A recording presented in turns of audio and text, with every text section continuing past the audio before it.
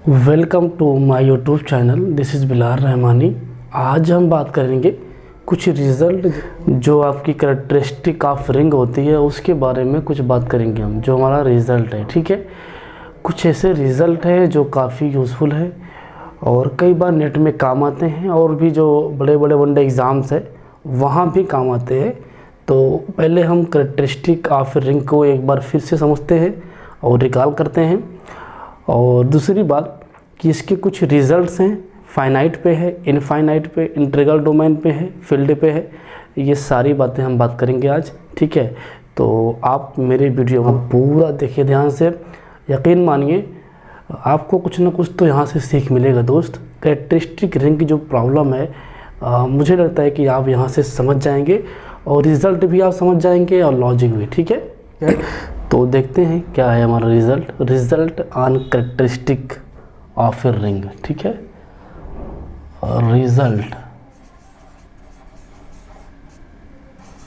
On characteristic of a ring.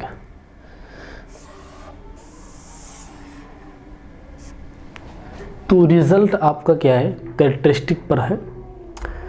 Characteristic किसी ring की क्या होती है, एक बार मैं फिर से रिकॉल करता हूँ उस बात को। इसका जो डेफिनेशन है आप मार्केट में पढ़े होंगे, एक बार मैं फिर से रिकॉल करता हूँ कि आप एक रिंग लीजिए और रिंग लेने के बाद मैं एक पॉजिटिव इंटीजर लेता हूँ। एन क्या है मेरा, पॉजिटिव इंटीजर है जो कि सबसे स्मॉलेस्ट है।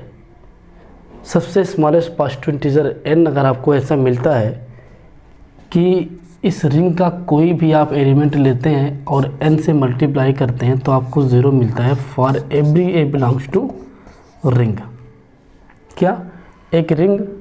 और अगर आपको एक ऐसा पॉजिटिव इंटीजर एन वो भी स्मॉलेस्ट एग्जिस्ट करता है, कंडीशन ये कि अगर n इंटू 1 या 0 आता है हर एलिमेंट के लिए, तो फिर मैं कहूँगा जो मेरा ये n है वो इस रिंग की कैरेक्टरिस्टिक हो जाएगी। ठीक है, अब जब कैरेक्टरिस्टिक हो गई तो इसको डिनोट करने के लिए मार्केट में नोटेशन का मामला चलता है। नंबर 1 हो सकता है किसी बुक में इस तरह लिया गया हो CHAR, फिर ब्रैकेट में वो रिंग जिसकी कैरेक्टरिस्टिक आप निकालना चाहते हैं।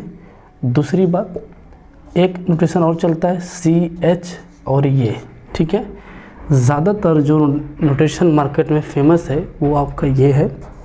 ये भी फेमस है लेकिन ज़्यादातर जो लिखने में कम वक्त लेता है वो आपका क्या है, CH ब्रैकेट में उस रिंग की कैरेक्टरिस्टिक जिसकी आप निकालना चाहते हैं। ठीक है,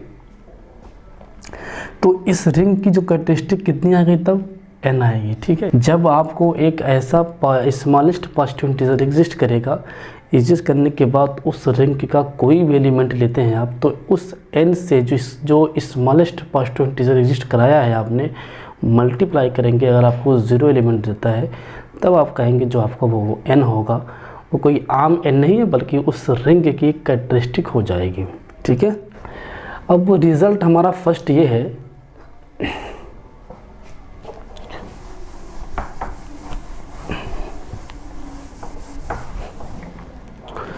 रिज़ल्ट फर्स्ट ये है, रिज़ल्ट आपका ये, रिज़ल्ट का मतलब थ्योरम है ना। फर्स्ट ये है, लेट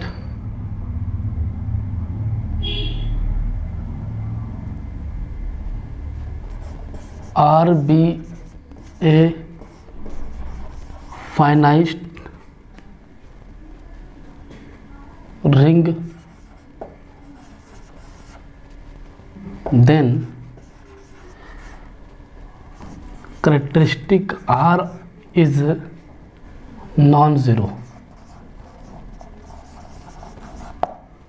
ये आपका दोस्त रिजल्ट है और ये आपका ट्रिवियल नहीं है यार।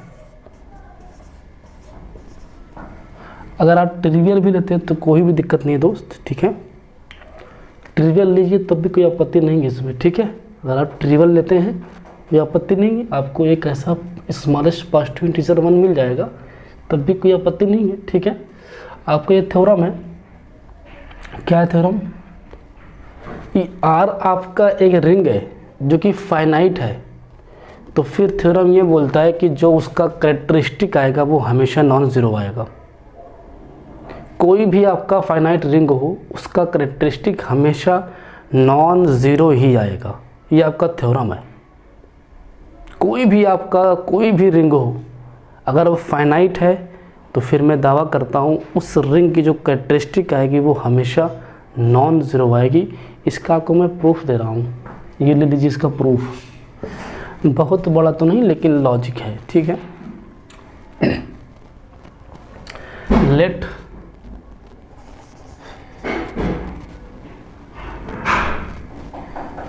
ऑर्डर ऑफ R n, ठीक है, क्यों? उसने फाइनाइट मुझे पहले ही कहा है तो इसमें कोई दिक्कत नहीं है, आप ले सकते हैं order of R equal to n। ठीक है, जब ऑर्डर ऑफ का R का n हो गया तो ये R प्लस के रिस्पेक्ट में ग्रुप फॉर्म करता है। बोलिए, जब R प्लस के रिस्पेक्ट में ग्रुप फॉर्म कर जाएगा तो आप एक रिज़ल्ट पढ़ोगे ग्रुप थ्योरी के अंदर। वो रिज़ल्ट ये है कि आपका कोई भी एक ग्रुप है और उसका ऑर्डर अगर फाइनाइट है तो इसके कोई भी एलिमेंट लेंगे आप, इस ग्रुप के कोई भी अगर आप एलिमेंट लेते हैं और उस एलिमेंट की पावर n करते हैं, आपको हमेशा क्या मिल जाएगा? आइडेंटिटी मिल जाएगा। क्या बोला मैं? कोई ग्रुप आपका है, फाइनाइट है, और उसका आप कोई भी एलिमेंट लेते हैं, फॉर एवरी बोल रहा हूँ मैं, इस ग्रुप का कोई भी एलिमेंट लिया उसकी पावर आप n कर देते हैं तो आपको हमेशा क्या मिल जाएगा? उस ग्रुप की आइडेंटिटी एलिमेंट मिल जाएगा। तो यहाँ पर जो आपका ग्रुप है उसका जो ऑपरेशन का पता नहीं है, लेकिन यहाँ पर एक ऑपरेशन है प्लस। ठीक है, हालांकि रियल में तो प्लस क्या है नहीं पता, इसके अंदर रियल में प्लस क्या है नहीं पता, लेकिन हम प्लस को डिनोट सिर्फ किए हैं। ठीक है, तो जो आपका ये है ना also R plus be finite group है ना, ये जो आपका R प्लस हो गया ये फाइनाइट ग्रुप हो गया। तो अब रिज़ल्ट लगा दीजिए आप, ये आपको जो बताया था रिज़ल्ट में वही आप रिज़ल्ट यहाँ पे लगा दीजिए। जब लगा देंगे तो आपको मिलेगा क्या पता है? जब आपका ऑपरेशन चल रहा है प्लस के अंदर तो जो आप a की पावर n करते थे, इसका मतलब क्या है कि a into a dot dot dot a कितनी टाइम? n time. तो इसके बीच में जो ये होता है वो उस ग्रुप का क्या था? ऑपरेशन था। तो यहाँ पे ऑपरेशन मैंने प्लस लिया है, तो a की पावर n करेंगे तो आपको क्या हो जाएगा? a plus a plus a plus and a। तो ये जो आपका a प्लस a कितनी टाइम से? n time. तो इसको लिख सकता हूँ मैं n इंटू लिख सकता हूँ, बताइए, n इंटू a लिख सकता हूँ मैं। कहता हूँ अगर इस ग्रुप के अंदर जो ऑपरेशन है वो प्लस है तब। ठीक है, और मैंने प्लस लिया है, कोई आपत्ति नहीं है। तो फिर इस ग्रुप का जो ऑर्डर कितना है? n है। जब इस ग्रुप का ऑर्डर n है फिर यहाँ से तो मैं कह सकता हूँ वो रिज़ल्ट जो पढ़ा भी आपको, क्या इस ग्रुप का कोई भी आप एलिमेंट लेंगे जो R प्लस है उसकी पावर कुछ भी करेंगे हमेशा आपको क्या मिल जाएगा? आइडेंटिटी मिल जाएगा। तो इस रिंग की जो आइडेंटिटी क्या होती है? ज़ीरो एलिमेंट होता है। तो आप यहाँ से डायरेक्ट क्या कर दीजिए? n equal to a equal to 0 for a belongs to ring R। अब n आपको एक ऐसा मिल गया जिसको उस रिंग के सारे एलिमेंट से आप मल्टीप्लाई करते हैं आपको 0 मिलता है। तो अगर आपका n स्मॉलेस्ट हो जाए तो फिर मैं बोल सकता हूँ इस रिंग की जो कैरेक्टरिस्टिक है वो क्या आएगी? n आ जाएगी। लेकिन जो आपका n है वो पता नहीं है, स्मॉलेस्ट है।